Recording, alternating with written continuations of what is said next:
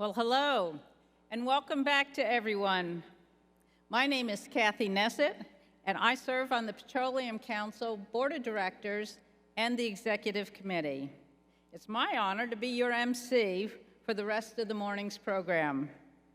If you have seen school buses drop off middle school students to the Bismarck Event Center this morning, we are excited to announce that there's a mini summit going on until 2 p.m. today on the main level. This is our T4 program: tools, trades, tech, and torque. We want to be very thankful to Kent Ellis, who has been the T4 director for many years, who has coordinated facilitators for 6 different hands-on activities for about 120 junior high students from Wachter and Simile middle schools in Bismarck and nearby Washburn, and also students from local home schools. Now on to our next program. Doug Goring has been North Dakota Agriculture Commissioner since 2009. A third-generation farmer, Commissioner Doug Goring, along with his son Dustin, operates a 2,800-acre no-till farm near Menoken in south-central North Dakota, where they raise corn, soybeans, spring wheat, sunflowers, and barley. In his role in the North Dakota Industrial Commission, the commissioner oversees the North Dakota oil and gas industry, as well as the Bank of North Dakota, the State Mill and Elevator, the Water Commission, and numerous other state entities. Doug has been a champion of strong state regulation and limited federal oversight.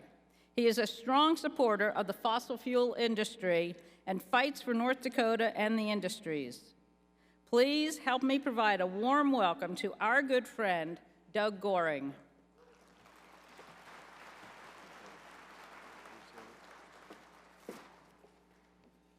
Well, good morning again. It's an honor to be here. I also have the honor and privilege of introducing our next guest, and I find him a fascinating fellow. Chris Wright is the founder and chief executive officer of Liberty Energy. He is a self-described tech nerd, as he'll tell you, and he turned into an entrepreneur and has a dedicated humanitarian on a mission to better human lives. This passion has inspired a career in energy, working not only in oil and gas, but in fusion, solar, and geothermal. Chris completed his undergraduate degree in mechanical engineering at MIT and graduate work in electrical engineering at both UC Berkeley and MIT. In addition to this role at Liberty Energy, he serves on a board of numerous organizations and nonprofits. He grew up and currently lives in Colorado with his wife, Liz. He's a passionate father, skier, cyclist, climber, and outdoor enthusiast. Please help me give Chris Wright a warm, heartfelt welcome from here in North Dakota. Thank you. Thank you, Doug. Thank you. Thrilled to be here, honored to be here in this great state of North Dakota, surrounded by energy leaders that have not just transformed North Dakota, but have truly transformed the world. And to be here on the day where Lynn Helms was honored is also, truly, truly special. So I'm going to talk about a book I wrote this winter.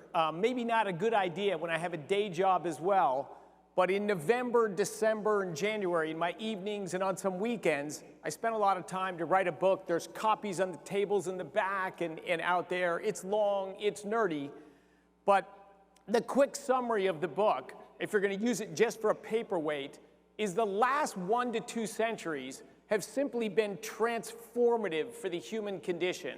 And 2 factors really drove that: the growth of bottom-up social organization, human liberty, human freedom, and the explosion in available energy, with the arrival of hydrocarbons. Liberty and energy. That could be a good name for a company someday. The shale revolution, what you all work in and have made happen, has just transformed the world energy markets, energy security, and geopolitics. It's unbelievable the broad breadth of this change that's come about. However, at the same time, where the shale revolution has lowered prices and increased supply, lifting over $1 trillion of annual benefit to consumers globally, as these awesome benefits are growing, we're also seeing rising, more strident opposition to hydrocarbons. Now, this is among the well-off and the well-off countries. It's not a truly global movement, but it's among the people in power. So it is an impactful movement. The book that I wrote, it's not full of my opinions. It's not full of policy suggestions or whatever. It's just trying to be a sober explanation of the facts and the data so that individuals, politicians, regulators can make their own weighing of the inevitable trade-offs between energy, climate change, prosperity, and poverty. Everything in life involves trade-offs, acknowledged or not. Look at the role hydrocarbons have done. They have just been transformative. Think of transportation. That picture on the left, that's from 120 years ago. It would be roughly the same picture if it was from 2,000 years ago. And then on the right, well, it's a little bit different today. Agriculture. 200 years ago, 80% of Americans were farmers. Today, that number is 1.7% of Americans are farmers, yet we supply 50% more calories to the average American. It's made us taller and maybe a little bigger around as well. We're also the largest exporter of food on the planet, all from 1.7% of Americans, and a lot of them here in the great state of North Dakota. And there's one word that describes that transformation, one word: hydrocarbons. Medicine's the same story. We've had doctors for over 2,000 years, but they a lot of passion, a lot of study, but precious little ability to impact human lives. On the right, everything you see, every material, every instrument, the technology, the things that we now know how to do, all comes down to one word: hydrocarbons. Let's talk about the energy system and history a little bit here. So this is from the year 1800. So this is over 200 years of data. On the bottom, black, that's wood, that's biomass. 200 years ago, the world was 100% renewable. That's our goal, right? Well, we had life expectancy only a little over 30 years, so it had some drawbacks. And then you can see the arrival. In gray is coal, and then oil, and then natural gas. And then on top of it, the derivative energy sources that are only possible because of hydrocarbons. We can't have modern wind energy, solar energy, nuclear energy, or hydro energy without hydrocarbons. They are derivative energy sources of hydrocarbons. But as you can see this growth in energy globally, something else changed. We got more efficient at farming, and we improved our quality of life, and we extended our life expectancy from a little over 30 years to today globally, 73 years is life expectancy at birth on our planet. Just unbelievable change because of the arrival of hydrocarbons and this growth of human liberty, both of which have a long way to go, by the way.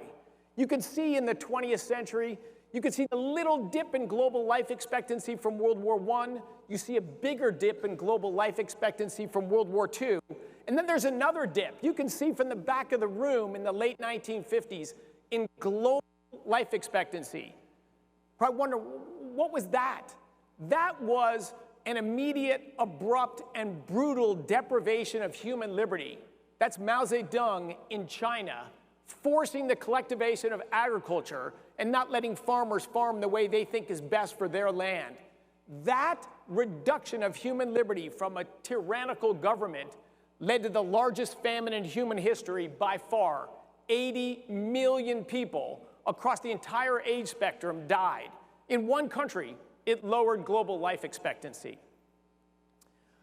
We talk a lot about where energy comes from, and that's important.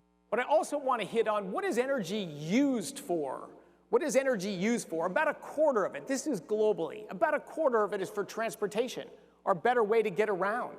About a little more than a quarter of it is residential. It's our houses and commercial, our businesses, and all those things we think about.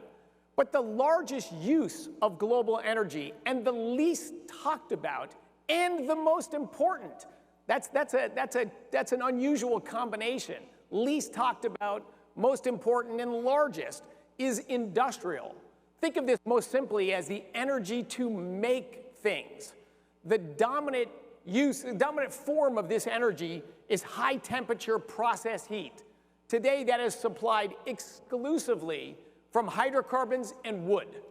This is the most important source of energy. This is how we make. If you can't make modern materials, you can't make this building. You can't make internet. You can't make cars or automobiles or everything else we talk about in the use of energy. When someone talks about a new idea, start with, how are you going to get the materials? Where do they come from? In fact, wind turbines and solar panels are enormously hydrocarbon intensive materials to make and maintain and run them. We don't hear enough about that. Almost half of global energy is used for industrial purposes.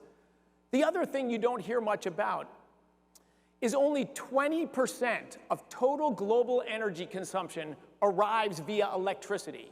Electricity is awesomely important network, it's fantastic, but often people confuse electricity for energy. Oh, Portugal got 50% of their energy from renewables on this day. No, that's not energy, that's electricity, which together, globally, 20% of delivered energy comes via electricity. Well, let me give you another 20% of global energy. 20% of total energy consumption is used to make four materials: cement, steel, plastics and petrochemicals, and fertilizer. And look, the greatest energy scholar of our time, Václav Smil, originally from the Czech Republic, he now lives in rural central Canada. Just a tremendous energy scholar. He termed these four materials the four pillars of the modern world. Nothing we do, no materials we make, no activity we engage in is possible without cement, steel, plastics and petrochemicals and fertilizers.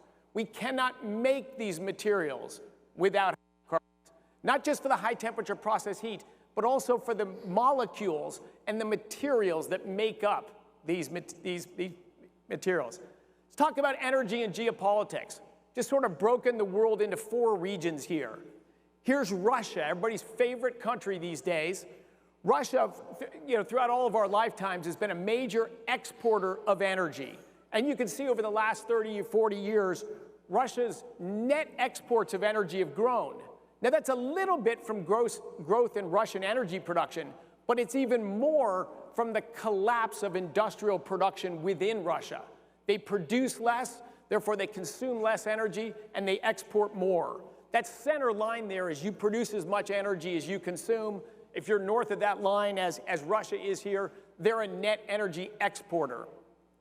Another major power, fastest growing country for the last 20, 30 years, China, major industrial powerhouse. China, until about 20-some years ago, produced as much energy as it consumed. The Daqing oil field, one of the biggest oil fields in the world, 70 years old, basically floated the communist revolution, huge source of hard currency for the Chinese as a major oil exporter. Now, as their economy's taken off, their energy production has continued to grow, but only modestly, and their consumption of energy has grown enormously. So as you can see, China has become now a massive energy importer. Largest importer of oil in the world, largest importer of natural gas in the world, largest importer of natural gas liquids in the world. Let's talk about the United States. We used to be the largest importer of oil in the world, the largest importer of natural gas in the world. Here's the United States over the last 35 years. We were growing our dependence on external energy, and then there's kind of a bend in this graph. It's different shape than the other ones you'll see. 2005, 2006, anything going on around then? maybe in North Dakota, maybe the western part of the state. This is the shale revolution that just changed the game for American energy. In 15 years, we went from the largest net importer of natural gas in the world to the largest exporter of natural gas in the world.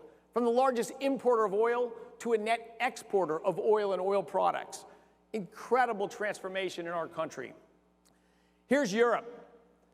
Europe used to be a major energy producer before this plot even starts, but they've been a more modest energy producer for a while. They've been very successful in reducing their production of energy dramatically in the last 30 years, and equally successful in deindustrializing their countries and therefore reducing their domestic consumption of energy, which has also driven this increasing dependence on imports of energy. Big changes in geopolitics. All right, let's zoom into the United States. This is not energy production in the United States, so this is independent of the Bakken. This is our country and the energy we consume, how we consume energy. Oil and natural gas are those top two bars. And as you can see, just looking at that, we are a country that dominantly runs on two energy sources, oil and natural gas, roughly equal, about 35% of primary energy from each of those things. 70% of US energy consumption is oil and gas, an all-time high for our country, and still rising, still rising. Coal is number 3. I'm the oil and gas guy who loves coal too. Coal is the biggest source globally of electricity, and it will be for decades to come. Our 4th largest energy source in this country is nuclear. Our 5th largest is wood. Do you hear a lot of the wood lobby these days? Wind comes in 6th, solar 8th. Enormous amounts of money, but not very long bars. The other thing to notice is those smaller bars. Look at wind, hydro, and solar. They're all that one color. That color is electricity. They all feed into the electricity sector, which in the United States is also roughly 20% of our total energy consumption. Let me talk real quick about the natural gas bar. That little gold bar for natural gas, one of the uses for natural gas, 43% of US electricity last year, 43%. 2.5 times number 2. Nuclear and coal are fighting for that. 43% of our electricity. The next sliver on that bar is transportation. Natural gas is a non-trivial supplier of transportation fuel. The next one, that sort of dark green bar, that's heating and cooking. Anybody like to stay warm in the winter inside your house in North Dakota or across our country? And cooking. I'm very, very pro-food. These things matter for our quality of life. In fact, we're all going to get food in an hour or so here. Red is industrial use of natural gas. That's making steel and petrochemicals and all the materials we're wearing and walking around in. That comes from natural gas as well. And then the last piece of that natural gas bar, that's the raw materials. That's the molecules from natural gas that make plastics and petrochemicals, our clothes, our tablecloths, all these computer screens. So if you think you can make a couple of those small gold bars a few times bigger, you're going to reduce the demand for oil or natural gas. It's just naive. It's just not going to happen. All right, global oil demand. It used to be when I was a kid, they always talked about peak oil in production. Oh, we're not going to be able to produce more than this. You can go back 130 years, they were talking about the inevitable peak in our ability to produce oil. I think the people in this room, engineers and innovators across our country, have shown that day's not coming. We always find new and better ways to add more oil to the marketplace. Today's talk about peak oil is the opposite. Well, we're not going to need much more. Oh, it's going to peak in the next 5 years or 10 years. It's always maybe 10 years out. But let's consider that issue. Today, there's about 1 billion people that live a life remotely like ours, the lucky 1 billion, that have these full energy services, have just enormous life opportunities. We can fly and visit grandma, bring our kids over here. That's about 1 billion people that live these wonderfully energized lives. Those billion people, on average, consume 13 barrels of oil per year per person. In the United States, it's higher than that, but if I average over that full billion, it's 13 barrels. So there's 7 more billion people on the planet who on average consume 3 barrels of oil per person per year. Think those 7 billion people want. What do you think they aspire for in their lives? All 7 billion of them. They want a life like we have. God bless them. And believe me, they're going to get there. They're going to get there. But let's just do the math. If they're going to get just halfway, those 7 billion people are going to go halfway from 3 to 13 barrels on their route to our quality of life. Just to get halfway, that's a doubling of global oil production. A doubling. A little over 100 million barrels a day to over 200 million barrels a day of oil production. That's the demand. What's in the mind of the people that say, oh, it's going to peak in 2030 or in this decade or in the next decade? What are they thinking? That those 7 billion, they just have to stay like they are? They don't deserve lives like us? Like, I just don't get it. And of course, if you look at the data, we haven't even seen a slowing in the rate of growth in demand for oil. Oil demand grew more in the last 10 years than it did in the previous 10, which grew faster than the previous 10. So I think all this talk about knowing or feeling we're about to hit peak oil makes no sense to me. Let's step back to broader energy. There's this term that's been beat endlessly out there, the energy transition, the energy transition. That's a political statement. Maybe it's an aspiration for a lot of people. Let's just look at the actual math. In 2010, the world consumed a little over 500 exajoules of energy. Exajoule is a technical term for boatload of energy. Little over 500 exajoules globally. Today, we consume a little less than 600 exajoules globally. So meaningful growth. That's improving people's lives. So where did that extra energy come from? I'm going to assume the 500 exajoules we had in 2010, it just stays there. Where's the new energy coming from, the growth? Fastest growing energy source on the planet by far, natural gas. 40% in the growth of energy consumed in the last 12 years came from natural gas. Second fastest growing energy source on the planet, oil. 24% of that incremental growth in energy consumption. Oil and natural gas, some of those come from North Dakota. Between the two of those, that's 64% of the growth in energy. That's higher than the global market share of oil and natural gas.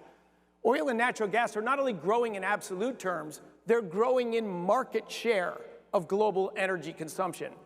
Third fastest growing source of energy, coal, 14%. You look to the right, wind at 9%, solar at 7%, hydro at 4 or 5%. And look, I'm for all energy sources that make human lives better. I'm actually quite pro-hydro. It just doesn't have a lot of room to grow left. Nuclear, unfortunately, you can see in this plot, we closed as many nuclear plants in the wealthy countries as were opened in the developing countries. So no growth in nuclear energy over the last 12 years. I find that disappointing. Nuclear at the turn of the century was 6% of total global primary energy. Today it's down to 4%. The reason I care about that is this is 600 exajoules. If you project forward, the world in 2050 probably is going to need about 800 exajoules of energy for people to continue to live better lives. Where's that extra 200 exajoules going to come from? Well, dominantly, they're going to come from hydrocarbons, but we want some help. We want some help. And to me, the most productive source of energy that can add to that energy pie without reducing the quality and increasing the cost of our available energy is nuclear. All right, United States, this is not consumption, this is production. What's happened in the last 12 years of US energy production? You can see two very tall bars in the middle there. That's oil and natural gas. Just gigantic growth in US energy production. Coal's on the left. You can see declining production from coal. We're not running out of coal. It's just in the electricity sector, natural gas has been out competing it. So gas is growing, coal is shrunk. If you squint on the right, you can see what hundreds of billions of dollars get you. The wind and solar, they're not zero, they're growing. But on a relative magnitude, you can see it's rather modest. Look, So now I'm going to look at new energy technologies that arrived in the world that we're going to add to this energy pie available to us. So the first new energy technology, nuclear. Nuclear really started to come into commercial gear in the 1970s. So this is United States production of energy of nuclear from 1970 going forward. Grew quickly. By the mid or late 80s, it kind of plateaued, and unfortunately, we haven't seen growth for a while in nuclear.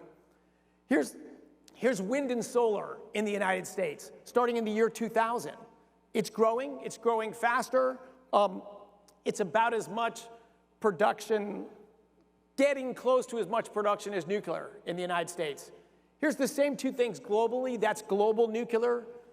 Again, grew fast, then plateaued the last few decades. Here's global wind and solar, several trillions of dollars of investment, driven by subsidies. So globally, that's the production of wind and solar. It's up to about 12 exajoules now, and I know we got a lot of mathematicians in the room.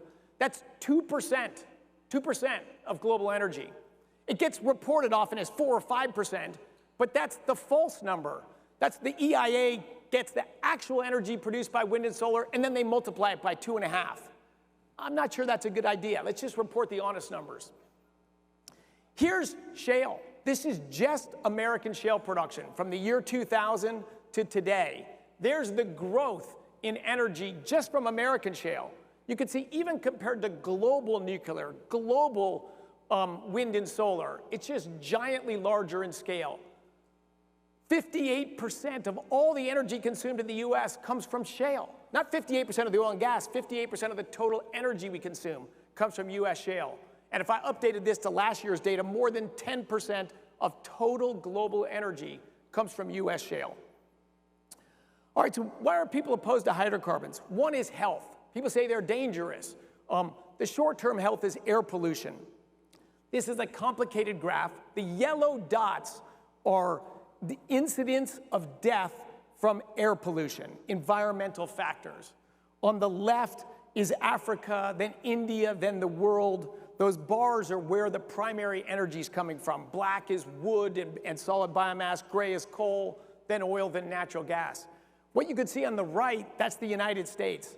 We have 5 times lower deaths from environmental factors than the world as a whole, and 20 to 25 times lower risk of environmental death than Africa and India and places that are not as far along this energy revolution. So oil and gas, in fact, have made our environments massively safer than they were before. Same data here. Risk of death is that x-axis, lower is better, and the right axis is your consumption for your country of oil. The more oil you consume, the lower your risk of death from environmental factors. So then the other pushback is, well, that's okay, that's the air pollution. What about climate change? What about climate change? I've been speaking on climate change for 20 years, a real and global phenomenon. But it should be treated honestly and evaluated as trade-offs, not as a religion or a cult, which unfortunately it's become. So here's atmospheric CO2 concentration. From burning hydrocarbons, from other sources too, but dominantly from burning hydrocarbons, it's risen about 50%. From a little less than 0.03% of our atmosphere to today, a little more than 0.04% of our atmosphere. This is real, this is continuing. So in the report, I cover all sorts of factors, weather events across the scale, but I'm going to just summarize it here. This is extreme weather damage globally as a percent of the economy, as a percent of GDP. It's declined about 20% over the last 3 decades. Would you imagine that from the headlines? The number of billion-dollar storms is rising sharply. Climate change is a risk to society and all this. Well, of course there's more billion-dollar storms. We're richer now. We have more expensive things. We also have inflation. But if you compare it as a percent of the economy, it's actually on a downward trend. Extreme weather's not on a downward trend. It's a flat. It's cyclical, but there's not been any increase in floods, droughts, hurricanes, tornadoes. The news and politicians and the media constantly say otherwise. They obviously don't read the Intergovernmental Panel on Climate Change reports. There is no trend. the most important thing we want to worry about from extreme weather or risk from climate change is deaths from extreme weather. They have declined from 500,000 people per year 100 years ago to today about 15,000 people per year, 95% decline in the annual deaths, and the global population grew fourfold. Your risk of dying today from extreme weather is 99% reduced from 100 years ago. Yet 20% of our kids have nightmares about climate change. That's not right. I'm going to end with one other thing. The world needs more energy. The world needs better energy. So I'm just going to talk about one issue that's near and dear to my heart. I made my list. What are the biggest problems in the world that are fixable, that we can do something about? Malnutrition, basic health care, indoor air pollution, outdoor air pollution, education, basic education, and human liberty, the rule of law and property rights. All of these could massively improve the human condition. One of them's very specific to us: indoor air pollution, clean cooking fuels. 2.2 billion people, that's the right side of that plot, still cook their daily meals today burning wood, dung, or agricultural waste indoors. 2.2 billion people, almost 30% of humanity, don't have stoves like we do. That number's shrinking, thank God. But 3 million deaths from indoor air pollution, just for lack of one thing, propane. A simple cook stove and propane could save 3 million lives. So where's propane come from? 12 years ago, the US was the 8th largest exporter of propane, or liquid petroleum gas, as they call it in the developing world. We were the 8th largest. Today, we export more propane, more liquid petroleum gas, than the number 2 through number 8 exporter combined. This is shale production. I say it's awesome that we've produced more oil and natural gas. Even better is we've massively increased propane production. This is life-changing, life-saving, life-enhancing fuel. So we launched the Bettering Human Lives Foundation early this year. Awesome executive director who's worked 30 years in public health. And what we're doing is collecting funds. Liberty's $1 million a year into this foundation. I want to invite all of the industry to join us in this effort. You're already joined with us in producing propane. And what you're doing, you are producing this life-saving fuel. You are exporting it in massive quantities. That's most important. But in addition to that, what we're doing is giving low interest or zero interest loans. These are not charity, these are not handouts. These are just helping businesses that already have a business on the ground to supply clean cooking fuels. We're starting in Kenya and Ghana. There's already lots of businesses doing it. We're just giving them low interest loans, some technology, some help. So instead of supplying 5,000 families with clean cooking fuel, they can supply 15,000 families. Literally for tens of dollars, we can change the life conditions of families. Just a few tens of dollars for each family to just make this transition. Propane actually isn't more expensive than charcoal that you can buy or wood that you can gather if you factor it in. It's about the same cost. But to get propane, you have to have a stove, and you have to have the capital to fill up a whole container. In the outskirts of Accra, the capital of Ghana, it's $1 a day to buy a bundle of charcoal, which is what most everyone does. It's $1 a day to pay for propane. But you got to fill the propane canister. People have $1 a day, they're earning more than $1 a day, they don't have $20. They don't have cash, they don't have a bank account. So they can't fill the propane canister, so they cook with charcoal. Smoke, dangerous. You got the women and children have to wake up hours early to stoke that charcoal fire. It shortens their life, reduces their possibilities, but they don't have that $20. We're both we've developed a technology with a partner so that you can pick up the propane canister with $20 of propane with it and pay $2 for 2 days. And then through your phone, there's a lot of electronic money dominates in Africa now. You buy a yam for 10 cents, it's done on a phone. They already have that technology. And then you can pay on a daily basis to keep this clean cooking fuel. But that's from abject poverty to a middle-class lifestyle. The biggest step up is the arrival of clean cooking fuel. It liberates women and children from hours of drudgery. It's an enormous public health saving. It'll stop deforestation in Ghana or Kenya or all the developing world. So we're producing the product. Let's help get that product to the people. God bless all of you for what you do, how you've changed our country and how you've changed the world and bettered everyone's lives. Honor to be here. Thank you all.